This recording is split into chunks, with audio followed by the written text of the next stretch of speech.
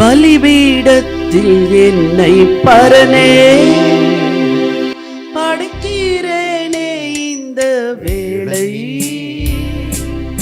அடியேனை திருசித்தம் போல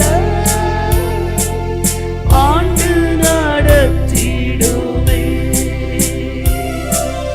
பலிபீடத்தில் என்னை பரனே படைக்கிறேனே இந்த வேளை. அடியேனை திருசித்தம் போல ஆண்டு நடத்திடுமே.